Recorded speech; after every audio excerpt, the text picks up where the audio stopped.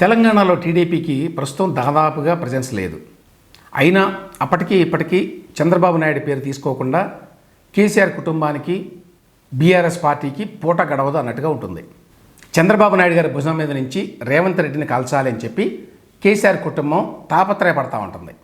రేవంత్ రెడ్డి గారు ఈ మధ్య కేసీఆర్ని ఒక మాట అన్నాడు. కేసీఆర్, నువ్వు కొట్టుడు కాదు, కట్టలేకుండా సరిగ్గా నిలబడి ముందు అని. దానికి కేటీఆర్ ఏమంటాడు? కేసీఆర్ కొడితే ఎట్టుంటుందో మీ పాత గురువు గారిని అడుగు చెప్తాడు అని చంద్రబాబును ఉద్దేశించి అన్నాడు. ఈ మాటకి ఏమైనా సమయం సందర్భం ఉన్నాయా? రేవంత్ రెడ్డికి చంద్రబాబు నాయుడు పాత గురువు అయితే కేసీఆర్కి కూడా ఆయనే గురువు కాదా? నిజానికి రేవంత్ కంటే కేసీఆరే ఎక్కువ కాలం చంద్రబాబుతో కలిసి తిరిగాడు, ఆ పార్టీలో ఉన్నాడు. చంద్రబాబుని ఏదో వంకతో తిడితే తెలంగాణలో ఓట్లు రాలుతాయి అని చెప్పి ఇప్పటికీ కేసీఆర్ పరివారం అనుకోవడం నిజంగా విచిత్రం. ఇవి వాటి విశేషాలు. మళ్ళీ రేపు ఇదే సమయాన్ని కలుసుకుందాం.